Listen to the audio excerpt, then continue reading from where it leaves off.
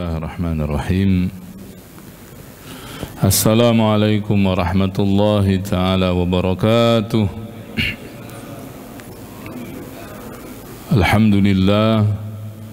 Alhamdulillahi rabbil alamin. Wal aqibatu lil muttaqin wa la udwana illa 'alal zalimin. Allahumma salli wa sallim wa zid wa barik wa karrim ala sayyidina Muhammadin wa ala alihi wa ashabihi ajma'in wa anit tabi'in wa tabi'it tabi'in wa man tabi'ahum bi ihsanin ila yaumiddin. Amma ba'du, faqala tabaraka wa ta'ala: A'udzu billahi as-sami'il 'alim minasy syaithanir rajim. Bismillahirrahmanirrahim. Laqad kana lakum fi Rasulillahi uswatun hasanah liman kana yarjullaha wal yawmal akhir wa dzakarallaha katsiran.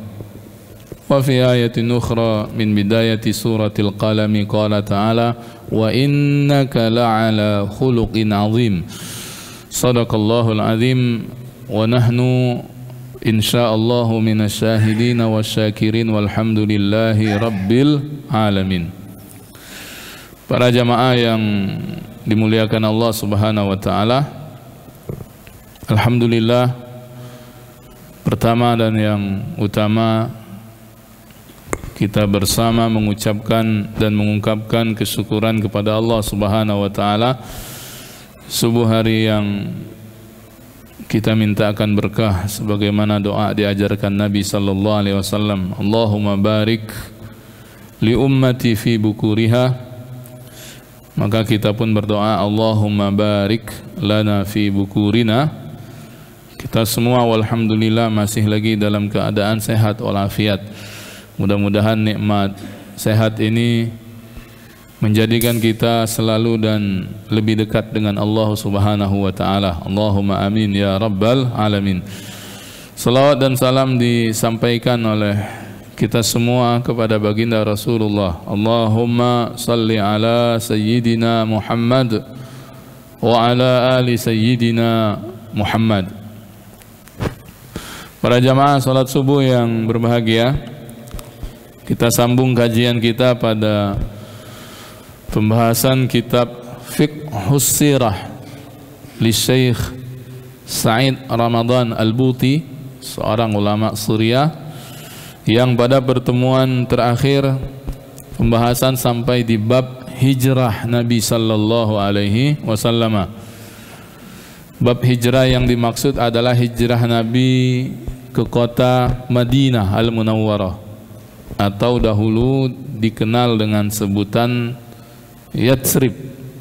Ya, sebelum Nabi sampai, kota itu dikenali dengan Yatsrib. Lalu sesampainya Nabi sallallahu alaihi wasallam di Madinah dan dakwah di sana dimulai, Nabi menamai kota tersebut dengan kota Madinah, Al-Madinah Al-Munawwarah. Al-Madinah kota, Al-Munawwarah munawwar, yang bercahaya. Nama itulah yang berkekalan sampai hari ini. Para jamaah yang dimuliakan Allah Subhanahu wa taala, kita sudah telusuri hijrah Nabi di pertemuan yang terakhir, mulai dari dan termasuk sosok-sosok dan peran penting beberapa sahabat yang menyertai hijrah beliau. Wabil khusus tentu yang paling istimewa adalah Sayyidina Abu Bakar As-Siddiq radhiyallahu an, yang kisahnya juga diabadikan di dalam Al-Quran ketika beliau berdua, Nabi dan Sayyidina Abu Bakar As-Siddiq, transit beberapa malam di Jabal Thur atau di Gua Thur, ya, dan keberadaan mereka hampir diketahui oleh orang-orang Quraisy, dan fitrahnya manusia muncul rasa takut di dalam hati Sayyidina Abu Bakar As-Siddiq radhiyallahu an. Lalu kemudian ditenangkanlah oleh Nabi sallallahu alaihi wasallam, idh yaqulu li sahibihi la tahzan innallaha ma'ana. Ketika berkata Nabi Muhammad sallallahu alaihi wasallam kepada sahabatnya, sahabat di situ yang dimaksud adalah Sayyidina Abu Bakar As-Siddiq pada peristiwa hijrah tersebut. La tahzan innallaha ma'ana. Jangan bersedih, jangan takut wahai Abu Bakar, sesungguhnya Allah bersama kita semua. Nah, itu sudah kita terangkan. Selanjutnya, sesuai tertib yang ada di dalam fiqh sirah ini, pembahasan berikutnya adalah ketibaan Nabi sallallahu alaihi wasallam di Kuba. Kuba ya, insyaallah tak asing nama ini, terutama wabil khusus yang sudah sampai ke tanah suci. Di sana nanti ada Masjid Kuba, dan ini adalah masjid yang pertama kali dibina, diasaskan oleh Nabi Muhammad sallallahu alaihi wasallam. Dan dia sudah masuk kawasan Madinah ya. Kalau yang berangkat umroh kan Masjid Kuba ini salah satu destinasi atau tujuan city tour Madinah ya. Karena Nabi juga nanti memberikan satu fadilat, keutamaan berziarah ke masjid yang satu ini. Kata Nabi, siapa yang bersuci di kediamannya, kalau kita umroh berarti dari hotel berwudu dan berangkat menuju Masjid Kuba, lalu sholat sunnah di sana 2 rakaat, maka baginya seperti pahala 1 kali ibadah umrah ya. Nah, itu keutamaan Masjid Kuba ini. Sesampainya Nabi sallallahu alaihi wasallam di Kuba, itu Rasulullah sallallahu alaihi wasallam sudah disambut gembira oleh penduduknya. Jadi hijrah Nabi ke Madinah ini memang tidak sama dengan hijrah yang sebelumnya, seperti hijrah Nabi ke kota Taif. Kita bahas waktu pembahasan hijrah ke kota Taif ya, kita tahu bahwa di kota Taif itu yang hari ini juga jadi tempat tujuan ya, kalau orang ibadah umroh saya lihat ada umroh plus Taif misalnya begitu. Itu tidak mendapatkan penerimaan yang bagus. Bahkan kita tahu Nabi sallallahu alaihi wasallam ketika sampai di Taif ditolak. Bahkan bukan hanya ditolak, tapi disakiti, dilempari dan sebagainya. Nah, ini tak terjadi ketika Rasulullah sampai di kota Madinah. Wabil khusus sejak dimulai dari Rasul tiba di Kuba itu sudah disambut gembira oleh penduduknya. Dan saat itu Rasulullah tinggal di satu kediaman seorang yang sudah muslim, Kalsum bin Hidam, selama beberapa hari. Itu yang disebut oleh Syekh Sa'id Ramadan Al-Buti. Nah, disitulah kemudian sahabat Ali bin Abi Thalib yang juga sepupu Nabi menyusul Nabi SAW. Dan waktu itu Rasulullah membangun masjid. Nah, itu tadi yang kita sebut dengan Masjid Kuba. Tentu jangan dibayangkan pecah Masjid Kuba sekarang ya. Masjid Kuba sekarang lah megah ya, mewah ya, bagus. Ya, negangan baik gitu untuk tempat sholat begitu ya. Nah, lalu disebut di dalam ayat, diabadikan itu ya, la masjidun ussisa 'ala taqwa in awwali yaumin ya, di dalam ayat Al-Qur'an. Jadi memang masjid ini istimewa ya, Masjid Kuba.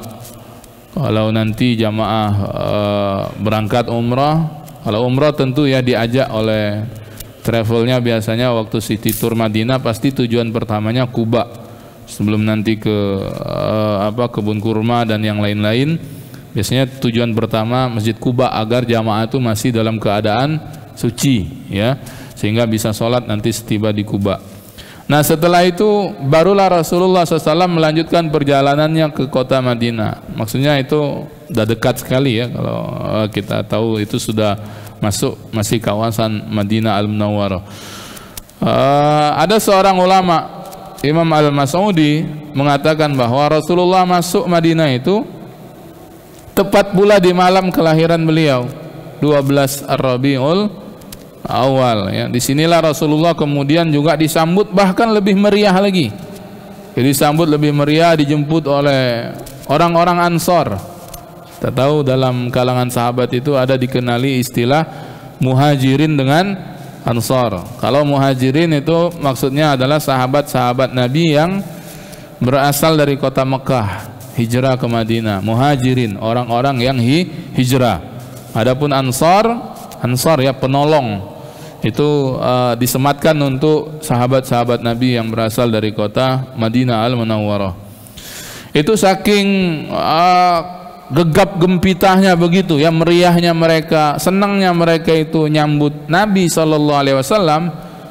Kata Syekh Ramadan Al-Buti dalam Fiqhus Sirah ini, itu setiap orang itu berebut tali untanya Nabi sallallahu alaihi wasallam ya, ngerebut tali unta itu karena mengharapkan Rasulullah itu sudi nanti mampir dan tinggal di rumahnya. Kan Nabi hijrah ini belum ada rumah ya, dan Nabi belum belum tetapkan ini bakal menginap di mana, sehingga sahabat-sahabat Ansor itu berlomba-lomba merebut tali kekang unta Nabi SAW itu, berharap tadi bahwa nanti Rasulullah singgah di tempat kediaman beliau. Nah, oleh Rasulullah SAW ini memang subhanallah ya, maha kuasa Allah memberikan kebijaksanaan kepada Nabi SAW. Nabi kemudian berpesan, biarkan saja tali unta itu, jangan direbut katanya, karena dia ini berjalan menurut perintah unta itu ya. Secara tak langsung maksud Nabi itu, biarlah nanti unta ini berhenti di mana, disitulah aku berhenti. Nah itu maksudnya ya, di mana unta itu bakal berhenti, di situ pula aku akan berhenti. Lalu unta itu berjalan terus melewati lorong-lorong Madinah ya, sehingga kemudian sampai, kata Syekh Ramadan Al-Buti itu, di satu bidang tanah yang di situ tempat untuk mengeringkan kurma milik dua anak yatim dari Bani Najjar, itu di depan rumah Abu Ayyub Al-Ansari. Nah ini sahabat yang harus kita ingat untuk peristiwa kedatangan Nabi waktu hijrah di Madinah. Siapa namanya? Sahabat Abu Ayyub Al-Ansari, orang Ansor maksudnya, Al-Ansari itu ya. Kemudian Rasulullah bersabda, nah disinilah tempatnya itu ya, tempat berhenti itu, karena unta beliau berhenti. Insya Allah saya berhenti di sini. Lalu Abu Ayyub Al-Ansari segera membawa unta itu, kendaraan itu, ke rumah beliau dan menyambut Nabi sallallahu alaihi wasallam dengan penuh bahagia. Nah ini kedatangan Nabi SAW ini memang istimewa ya. Maka nanti ada istilahnya salawat Badar itu ya, Tola'al badru alaina dan seterusnya. Itu diiktibarkan adalah di antara yang disebut-sebut dibacakan pada waktu sambut Nabi sallallahu alaihi wasallam ketika sampai di Madinah. Bahkan para perempuan Bani Najjar itu juga bersenandung. Kalau dalam terjemahannya dalam Fiqhus Sirah itu, dalam bahasa kita maksudnya, kami gadis-gadis dari Bani Najjar, kami harap Nabi Muhammad menjadi tetangga kami. Dan ternyata itulah yang membuat Rasulullah SAW memutuskan berhenti di situ, karena unta tunggangan beliau berhenti di sana. Nah itu yang kemudian Rasulullah ketika mendengar senandung itu bertanya, apakah kalian mencintaiku? Begitu kata Nabi ya, cintai dalam makna yang benar ya. Lalu mereka menjawab iya. Kemudian Nabi SAW mengucap, Allah mengetahui bahwa hatiku mencintai kalian semua ya, sahabat-sahabat beliau, mobil khusus saat itu dari golongan Ansor yang menyambut kedatangan Nabi SAW. Nah jamaah yang dimuliakan Allah, sekarang di rumah Abu Ayyub. Nah tadi kita sebut ya, waktu peristiwa hijrah ini yang harus kita ingat sosok sentralnya itu pas kali pertama datang adalah Abu Ayyub, karena disinilah Rasul SAW kemudian beristirahat kali pertama di kota Madinah. Bahwa di situ disebutkan Abu Ayyub Al-Ansari ini berkata, ketika Rasul sallallahu alaihi wasallam tinggal di rumahku, kata beliau ini menempati bagian bawah rumah, sedangkan aku dengan Ummu Ayyub istrinya itu di bagian atas. Kemudian aku katakan kepada Rasul sallallahu alaihi wasallam, wahai Rasulullah, aku tak senang dan merasa berat engkau berada di bawahku. Naiklah engkau ke atas, kata Abu Ayyub ini ya. Naiklah engkau ke atas dan biar nanti kami yang turun dan tinggal di bawah. Lalu dijawab oleh Nabi sallallahu alaihi wasallam, wahai Abu Ayyub, Nah, biarkanlah kami tinggal di bawah ini, karena orang yang bersama kami dan orang yang ingin berkunjung kepada kami tidak perlu susah payah kalau Rasulullah itu tinggal di bawah. Kan namanya baru sampai, dan ini sosok yang ditunggu-tunggu. Dan kita kalau runut ke belakang kemarin itu, mengapa sampai Rasulullah disambut dengan meriah tidak seperti ketika hijrah ke kota Taif? Karena memang orang Madinah sudah banyak yang masuk Islam sebelum datang Rasulullah SAW. Pada waktu peristiwa ketika Rasul masih di Mekah, tiap kali datang musim haji, ya termasuk nanti orang-orang Madinah itu datang ke Mekah berkunjung ke Ka'bah. Jadi orang sudah memang berkunjung ke Ka'bah itu sejak Rasul jauh sebelum menjadi Nabi. Maka disitulah Rasulullah berkesempatan, mumpung ada kabilah-kabilah dari berbagai negeri, nyampaikan risalah Islam. Termasuk yang suratul ijabah itu, yang cepat menjawab dan menerima ajakan Nabi itu adalah orang-orang Madinah, ya. Di antara sebabnya kemarin sudah kita terangkan, orang Madinah itu sering diperdengarkan bacaan Taurat oleh orang-orang ahlul kitab Yahudi Madinah itu, tentang kedatangan Nabi penutup dan sebagainya, ya. Dan ternyata ciri-ciri itu mereka temukan pada sosok yang pada waktu mereka sampai ke Mekah, ke Ka'bah, ada pada diri Rasul sallallahu alaihi wasallam. Belum lagi peristiwa Bait Aqabah, kalau masih ingat, Bait Aqabah 1 atau 2, janji setia. Orang Madinah datang pada waktu haji tersebut dan berjanji setia, baiat. Tahu baiat ya? Kalau baiat ini, kalau hari ini biasanya dilestarikan di dalam kelompok-kelompok tertentu, ya, biasanya tarekat ya, baiat kepada guru atau kepada mursyid. Nah, itu sahabat-sahabat Ansor itu baiat kepada Nabi, janji setia untuk mendukung perjuangan Nabi sallallahu alaihi wasallam. Nah, karena itu ketika Nabi sampai di Madinah tadi disambut dengan gembira, ya, penuh gegap gempita. Dan kemudian Rasul berpesan saja kepada Abu Ayyub Al-Ansari, berarti rumahnya 2 tingkat, ya. Abu Ayyub, biarlah kami di bawah, ya, agar nanti kalau ada orang yang ingin berkunjung silaturahim tidak susah payah nak kepucuk, nak melewati kamu di bawah dan sebagainya, ya. Sehingga Rasulullah SAW mengatakan hal yang demikian kepada Abu Ayyub Al-Ansari. Lalu selanjutnya Abu Ayyub menceritakan lagi, demikianlah akhirnya Rasulullah SAW tinggal di bawah, sementara kami tinggal di bagian atas. Zata yaum, satu hari, kata Abu Ayyub ini, gentong kami yang berisi banyu, berisi air itu pecah katanya. Maka segeralah aku dan Ummu Ayyub itu membersihkan air itu dengan selimut yang kami punyai, agar air itu tidak netes ke bawah, ya. Jangan dibayangkan rumahnya gedung becak gitu, mungkin bayalah bagus misalnya, ya. Iya, kita tahu kalau tengok di Google itu, ya, replika misalnya rumah Nabi SAW dan seterusnya. Jadi oleh Abu Ayyub Al-Ansari dilap, ya, kemudian dibersihkan agar tidak netes ke bawah sehingga nanti mungkin mengganggu Rasul sallallahu alaihi wasallam. Setelah itu kata Abu Ayyub, aku turun meminta agar beliau sudih pindah ke atas. Jadi dipindah lagi oleh Abu Ayyub Al-Ansari ini, sehingga karena didesak terus oleh sahibul bait ini, Rasulullah SAW bersedia untuk ke atas. Nah, ini cerita-cerita awal yang mengiringi kedatangan Nabi di kota Madinah Al-Munawwarah. Nah, pada kesempatan yang lainnya Abu Ayyub Al-Ansari ini juga menceritakan, apa itu katanya, kami biasa buat makan malam untuk Nabi SAW itu, ya. Jadi Nabi dijamu betul oleh Abu Ayyub Al-Ansari ini.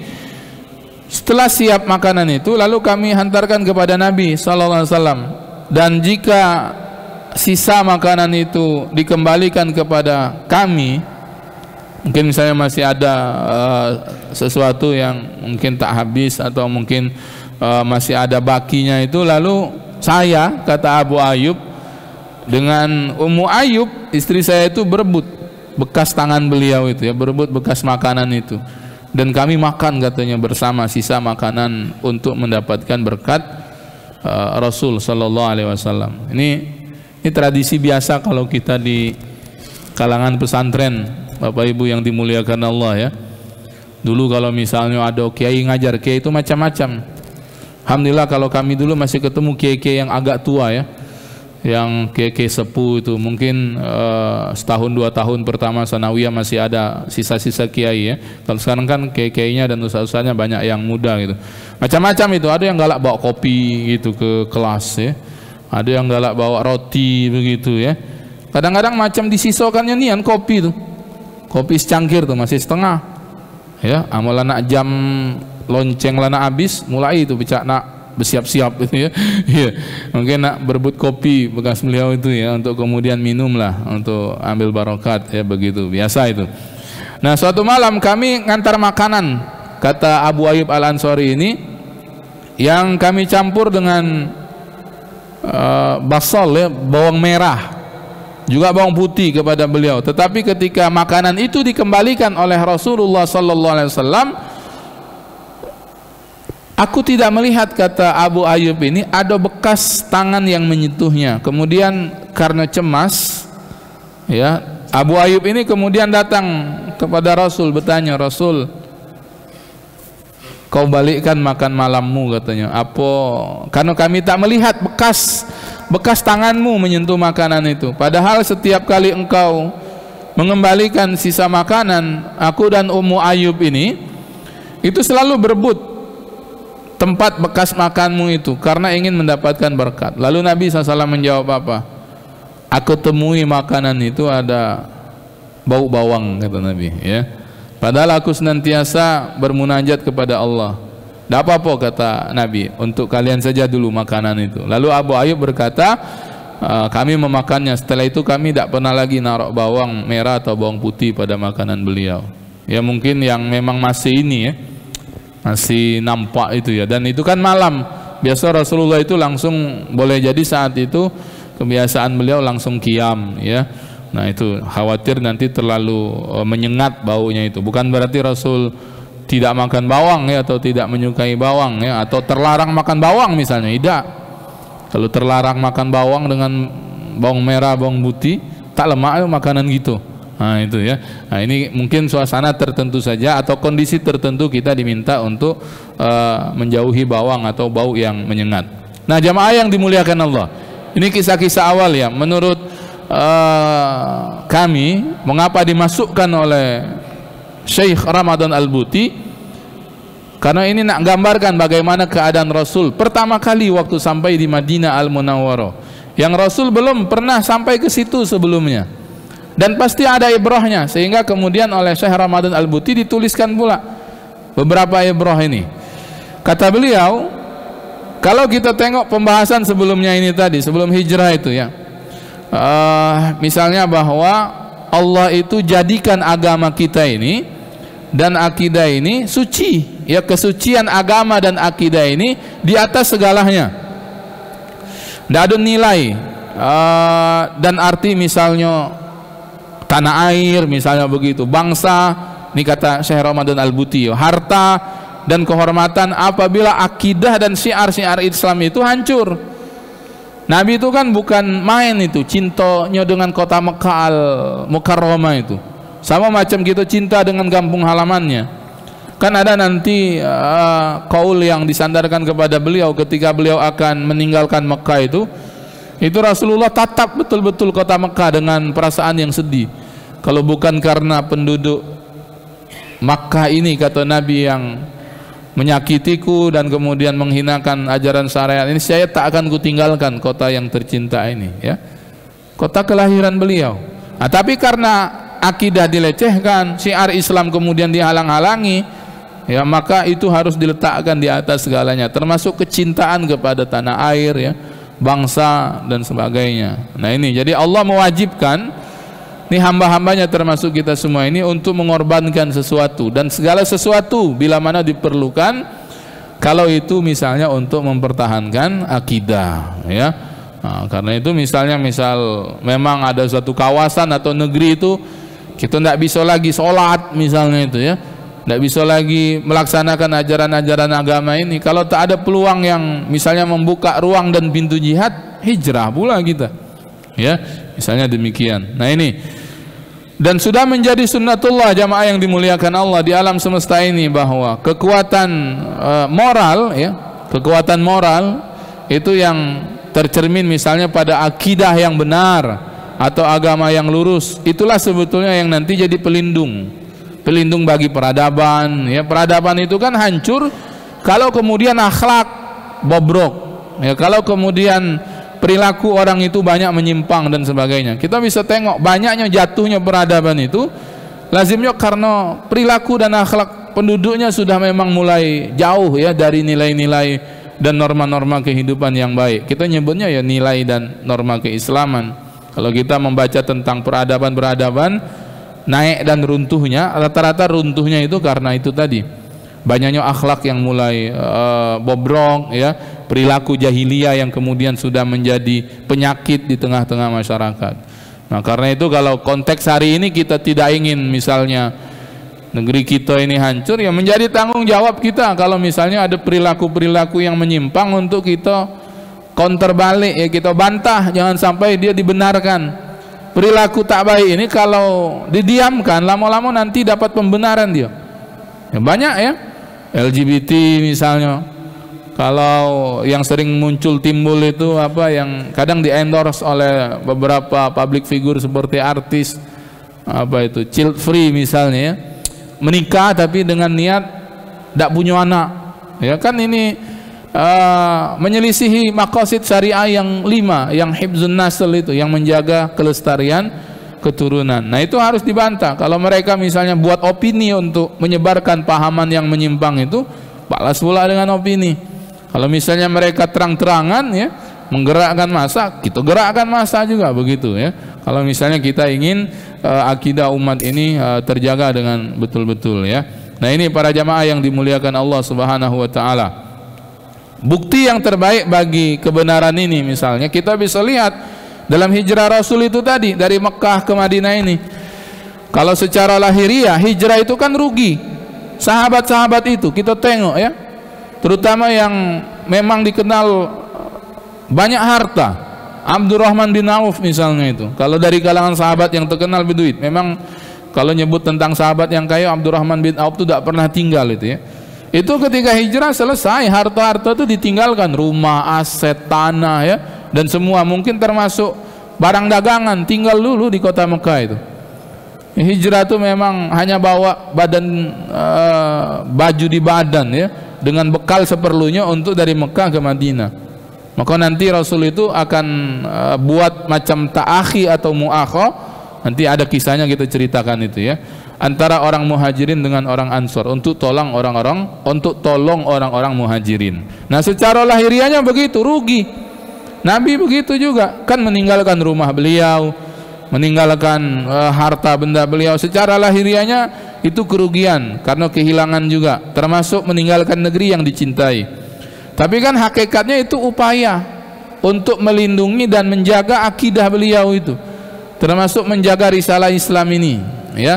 Nah itu yang kemudian termasuk perkara yang menjadi asas yang harus kita tahu. Kalau misalnya akidah kita terancam dan kita misalnya khawatir kalau masih di tempat tersebut atau tempat tertentu atau tempat kita tinggal akidah kita bisa tergadai, pindah misalnya begitu ya.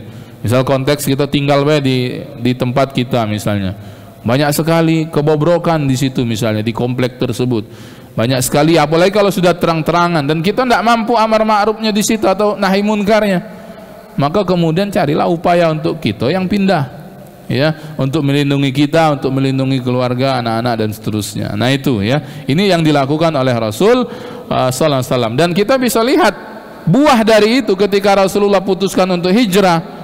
Beberapa tahun setelahnya ya, itu yang hilang di Mekah, dakwah di Mekah itu kan hilang karena Rasulullah tinggalkan Mekah. Itu kemudian menjadi cahaya di kota Madinah, dan pada waktunya nanti akhirnya Mekah direbut kembali oleh Nabi SAW dalam peristiwa Fathu Makkah ya. Jadi ini menjadi sempurna akhirnya. Sebelum Rasulullah wafat, Rasulullah berangkat Fathu Makkah, membebaskan kota Mekah dengan membawa 10.000 pasukan ya, bukan untuk berperang sebetulnya, maksudnya membawa 10.000 umat Islam dari Madinah untuk kemudian masuk dengan damai di kota Mekah Al-Mukarramah. Dihancurkan seluruhnya berhala-berhala yang mengelilingi Ka'bah, lalu Rasulullah berhaji dengan haji sekaligus perpisahan beliau ya. Nah itu peristiwa yang istimewa sekali jamaah yang dimuliakan Allah. Jadi nampak awal-awalnya rugi, mengalah, tapi mengalah itu untuk menang ya. Kadang-kadang kita tuh kan tarik ulur begitu, ayo mundur dulu. Bukan mundur tuh merasa kalah, tapi untuk kemudian melihat-lihat nanti untuk maju dan mengambil kesempatan untuk memukul balik atau mengalah untuk menang tadi itu. Nah ini diantara ibrah ya yang bisa kita lihat. Nah para jamaah yang dimuliakan Allah, lalu ada beberapa hal yang lain yang disebutkan oleh Syekh Ramadan Al-Buti ini dalam peristiwa hijrah ini. Pertama kata beliau, hal yang paling menonjol dalam hijrah Nabi SAW ini, itu pesan beliau kepada Abu Bakar As-Siddiq radhiyallahu an supaya menunda keberangkatannya untuk menemaninya dalam perjalanan hijrah. Jadi awalnya Sayyidina Abu Bakar ini itu ingin duluan hijrah bersama sahabat-sahabat yang duluan hijrah. Nah, tapi oleh Rasulullah ditahan. Agak ya, Abu Bakar tadi itu ya, nanti gitu. Ternyata memang akhirnya sesuai dengan petunjuk Allah. Rasul perlu teman, perlu sahib. Dan akhirnya terpilihlah Sayyidina Abu Bakar As-Siddiq ini menjadi sahib Nabi dalam peristiwa hijrah. Nah, dari peristiwa ini para ulama kemudian menyimpulkan ini di antara hal untuk mengangkat kedudukan Abu Bakar As-Siddiq radhiyallahu anhu menjadi orang yang memang paling dicintai oleh Nabi sallallahu alaihi wasallam, paling dekat dengan Nabi, dan secara khusus tersirat paling berhak jadi khalifah nanti itu setelah kewafatan Nabi Muhammad sallallahu alaihi wasallam. Nah, kesimpulan ini nanti akan diperkuat oleh peristiwa-peristiwa lain, seperti nanti misalnya ketika Rasulullah sudah awakhiru yaumihi, di akhir-akhir detik kehidupan beliau, saat Rasulullah keadaan payah, bahkan sudah sampai tidak bisa mengimami sholat, yang ditunjuk dan dipinta oleh Nabi siapa? Sayyidina Abu Bakar As-Siddiq radhiyallahu anhu, bukan sahabat yang lain. Dari sekian banyak sahabat beliau, ratusan ribu itu dari golongan Muhajirin dan Ansor dan yang lain, itu Sayyidina Abu Bakar As-Siddiq yang dipinta ya oleh Nabi SAW untuk menggantikan beliau menjadi imam ya. Dalam sebuah riwayat sahih ya, riwayat Imam Muslim dikatakan, ini nak tunjukkan kedudukan Sayyidina Abu Bakar di hati Nabi sallallahu alaihi wasallam. Lau kuntu muttakhidan khalilan latakhadtu Abu Bakrin khalilan. Kalau seandainya aku ini diperkenankan mengambil seorang khalil kekasih, maka aku akan jadikan Abu Bakar itu sebagai kekasih. Maksudnya Abu Bakar itulah orangnya yang layak disebut sebagai khalil ya. Nah ini yang menunjukkan kepribadian dan keistimewaan yang Allah karuniakan kepada sahabat Abu Bakar As-Siddiq radhiyallahu an, sehingga kemudian diangkat derajat dan kedudukannya oleh Allah Subhanahu wa taala. Nah inilah contoh nanti kalau kita lihat perjalanan sirah beliau itu, contoh sahabat yang betul-betul jujur, sahabat yang betul-betul sahabat ya, besti Nabi lah sallallahu alaihi wasallam begitu ya kalau kita sebut hari ini, yang siap kemudian mengorbankan seluruh jiwa raganya untuk Nabi sallallahu alaihi wasallam ya. Kita lihat misalnya ketika nak masuk Gua Sur itu sebelum Nabi masuk, Abu Bakar dulu As-Siddiq radhiyallahu an ya, dia tengok-tengok dulu, dia bersih-bersihkan dulu. Yo kalau ada serangga, kalau ada misalnya binatang ya yang menyengat dan sebagainya, itu dia rela lebih dahulu untuk kemudian siapkan tempat sebelum kemudian Rasul SAW masuk ke dalam tempat tersebut. Itu dalam peristiwa hijrah ya. Kita juga lihat misalnya bagaimana Abu Bakar dalam hal infak ya, mengerahkan hartanya, kemudian segala hal yang diperlukan pada waktu Nabi SAW itu hijrah. Bahkan kita lihat kemarin dalam peristiwa hijrah itu, dua anak Abu Bakar berperan penting dalam peristiwa hijrah. Ada Asma binti Abu Bakar yang membawakan makanan diam-diam dari Mekah ya ke Jabal Sur itu. Jadi bukan Abu Bakarnya baik, anak-anaknya juga dikerahkan oleh Abu Bakar untuk membantu hijrah Nabi sallallahu alaihi wasallam. Nah, inilah semestinya yang kalau misalnya kita mau pelajari, ambil hikmah seorang muslim kepada muslim yang lain. Ini yang disebutkan dalam hadis Nabi sallallahu alaihi wasallam, wabil khusus kecintaan kita kepada Nabi SAW itu. Kata Nabi dalam sebuah riwayat, la yu'minu ahadukum hatta akuna ahabba ilaihi min waladihi wa walidihi wan nasi ajmain. Tak sempurna iman kalian, kata Nabi SAW, sehinggalah di antara kalian itu mencintai aku melebihi cintanya kepada anaknya, melebihi cintanya kepada orang tuanya, dan melebihi cintanya kepada manusia sekalian. Ini kalau konteks Nabi SAW sudah meninggal ini, tentu kecintaan itu wujudnya dalam bentuk kecintaan menjaga syariat Islam yang menjadi risalah Nabi Muhammad SAW. Ini pertama ya, menunjukkan tentang kedudukan Sayyidina Abu Bakar As-Siddiq radhiyallahu an. Yang kedua, kita mungkin akan terlintas ya dalam benak kita sebagai muslim ini untuk membandingkan misalnya hijrahnya Umar ibnul Khattab dengan hijrah Nabi SAW. Lalu bertanya, mengapa Umar ini hijrah terang-terangan? Kan Umar itu sebelum hijrah itu datang dulu ke Ka'bah itu sambil menghunus pedang. Aku nak keluar dari Mekah katanya, pergi ke Madinah. Ya, siapa yang pengen istrinya jadi janda dan anak-anaknya jadi yatim, halangilah aku, kan begitu. Itu ucapan Sayyidina Umar. Memang melawan nian itu Umar itu ya. Ditantang begitu, Pak, semelawan orang-orang kafir tuh, dak katik yang ngalangi Umar itu ya. Kan pelan-pelan sahabat tuh, berangkat dulu sahabat, berangkat ya. Ada Mus'ab bin Umair pertama yang diutus sebagai safir, duta Nabi yang pertama kali sampai ke Madinah. Terus nanti begitu. Nah, Umar itu yang terang-terangan ya. Kalau ditarik ke belakang ada satu lagi, tapi bukan hijrah, baca Al-Quran, itu juga melawan juga itu ya. Walaupun badannya kecil kalau dibaca sirah itu. Siapa itu? Abdullah ibnu Mas'ud. Waktu awal-awal dakwah Islam, dia yang kemudian baca Al-Quran terang-terangan di hadapan Ka'bah. Tapi ketahuan ujungnya, karena Abdullah bin Mas'ud ini bukan siapa-siapa, badannya juga kecil, bonyok akhirnya ya, dipukuli oleh orang-orang kafir Quraisy waktu itu. Balik dia kepada Nabi, dilihat oleh sahabat, oh lah dia omong ke kau Ibnu Mas'ud ya. Tapi Ibnu Mas'ud nyalinya tidak kecil, badan boleh kecil, nyali tak kecil. Besok kalau ada kesempatan, ku baca lagi katanya Quran itu di depan Ka'bah. Nah, kalau Umar ini pada peristiwa hijrah terang-terangan dia, ya, tidak ada rasa takut sedikit pun. Nah, sedangkan Rasul kita lihat hijrahnya sembunyi-sembunyi. Nah, kalau misalnya ada yang nak bertanya atau kemudian apa Umar lebih berani dari Nabi, waliyahzubillah misalnya ya, maka kemudian bisa kita jawab sebagaimana kata Syekh Ramadan Al-Buti, bahwa Umar radhiyallahu an ataupun orang muslim lainnya itu pasti tidak bisa disamakan dengan Rasul SAW ya. Semua tindakan itu dianggap sebagai tindakan pribadi. Kalau yang lain-lain itu ya, pilihan Umar nak terang-terangan itu tindakan pribadi, tidak menjadi hujah syariah, maksudnya itu ya, tidak jadi dalil ya. Dia boleh misalnya memilih salah satu dari beberapa cara yang sesuai dengan misalnya kapasitas keberanian atau keimanannya dengan Allah.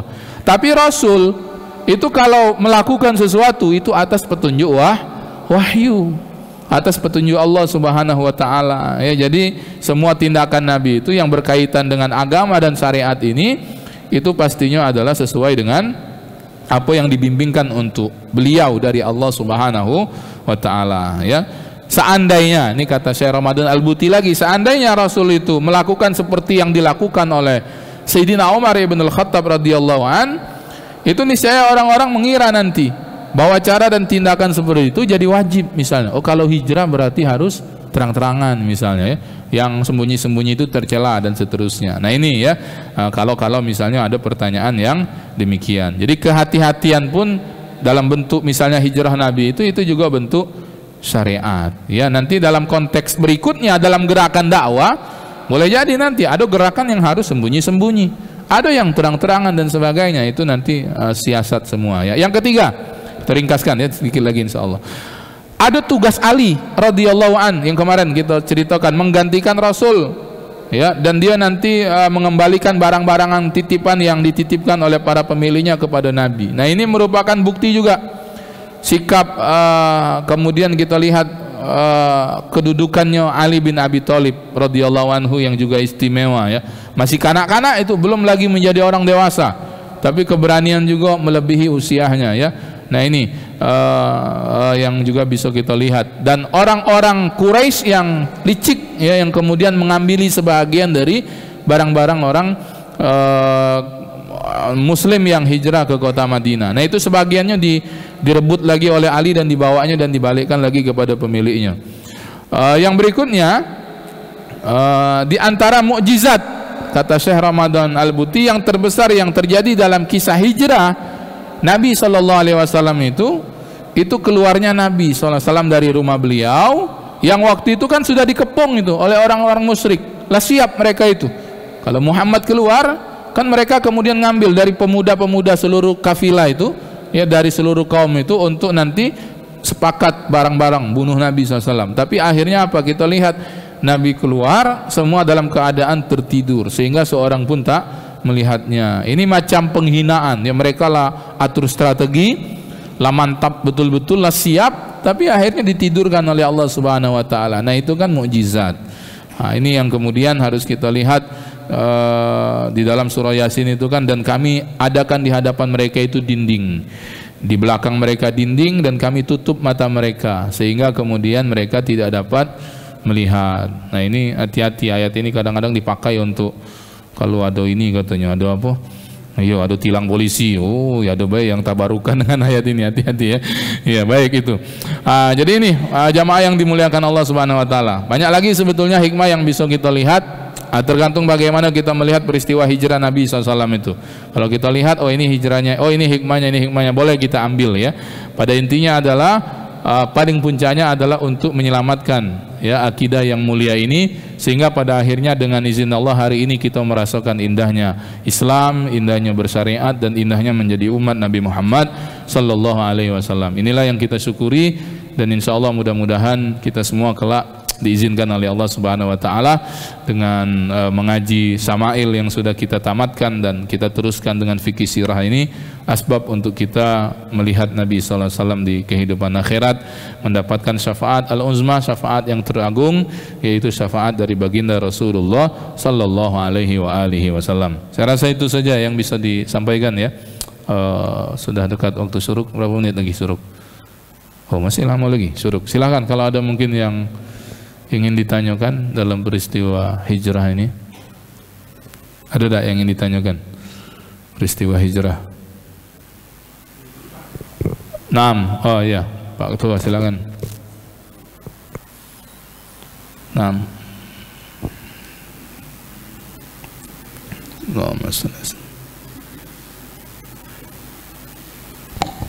Assalamualaikum. Waalaikumsalam warahmatullahi wabarakatuh. Dalam hijrah ini, Ustaz, tidak terdengar tokoh kaum wanitanya, Ustaz. Kaum wanitanya? Iya, siapa-siapa yang ini semuanya laki-laki. Dan di mana wanita itu? Apa tinggal istri-istrinya itu? Apa tetap tinggal di Mekah? Terima kasih, Ustaz. Ya. Dalam peristiwa hijrah itu ikut perempuan-perempuannya ikut. Kan nanti ada hadis tentang niat itu kan. Itu yang diceritakan satu. Memang tidak disebut nama-namanya. Ada list misalnya, gelombang pertama, misalnya gelombang kedua, tidak ada ya. Tapi perempuannya ikut. Di antaranya misalnya hadis tentang niat yang innamal a'malu binniyat wa innamal likulli imri'in ma nawa, itu kan ada asbabul wurudnya. Menceritakan tentang seorang sahabat yang hijrah karena ingin menikahi perempuan yang ikut hijrah itu. Makanya disebut muhajir Ummu Qais, perempuan lelaki itu.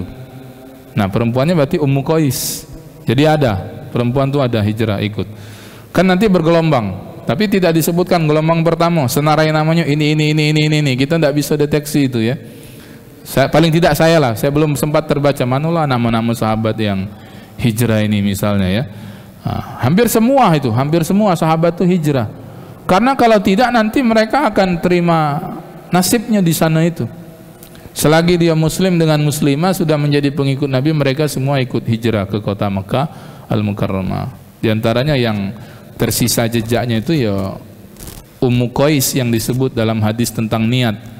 Jadi ada sahabat yang pengen hijrah. Awalnya mungkin dia belum nak hijrah, tapi tengok perempuan yang dia taksir itulah hijrah, maka dia hijrah. Maka disebut muhajir Ummu Qais ya. Nah ini jadi ada betinonya Pak Haji ya. Ya, betinanya dari kalangan muhajirin ya. Demikian. Allah a'lamu bishawab. Ya, boleh terus. Naam.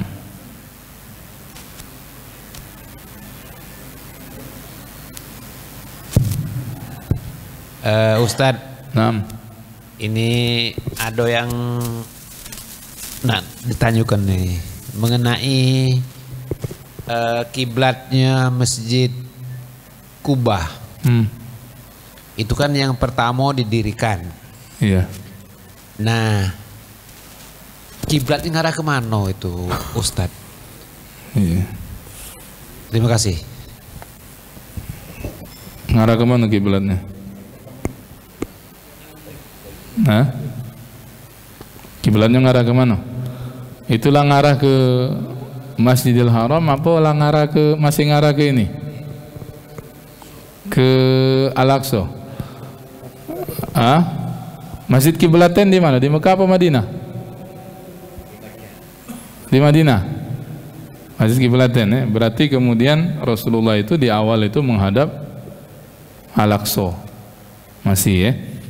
Karena nanti ayat yang perpindahan kiblat itu masuk dalam surah Al-Baqarah Madaniyah ya, yang kemudian diminta untuk beralih kiblat tersebut.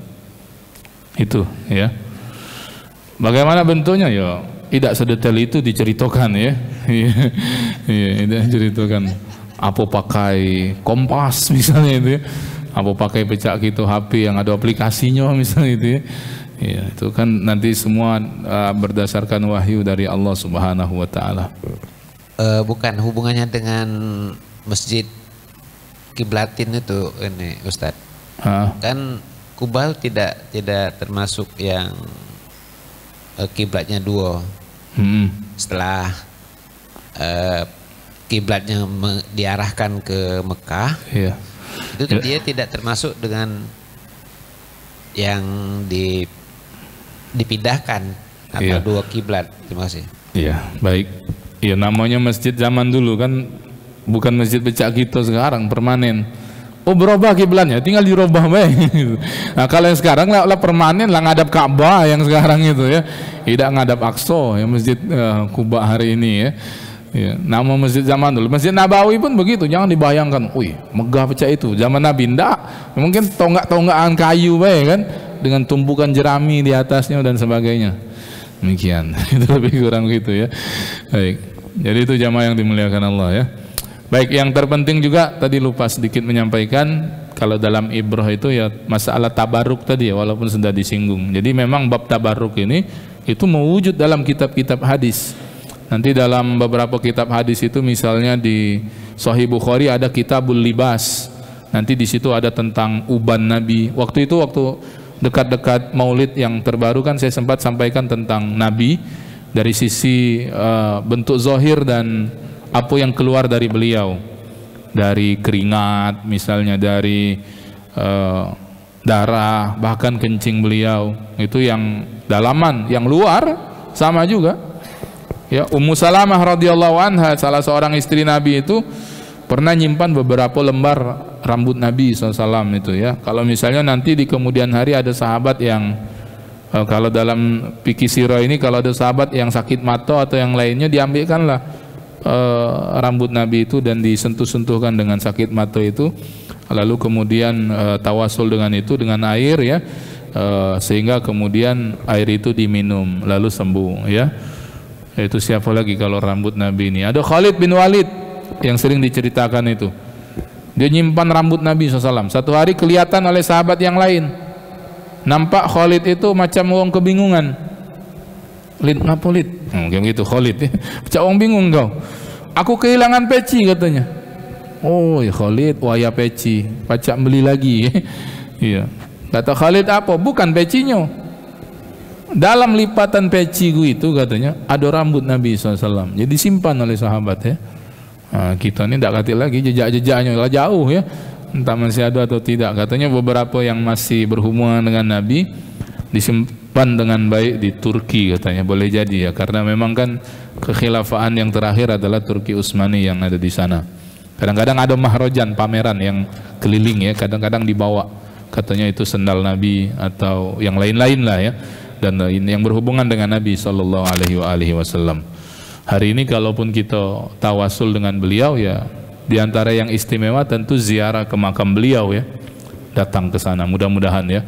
rezeki kita semua insyaallah sampai ke tanah suci, amin ya rabbal alamin. Saya rasa itu saja, kita akhiri dengan sama-sama membaca salawat seperti yang biasa kita lantunkan menutup majelis Nabi SAW dalam Fiqh Sirah Syekh Ramadan Al-Buti ini.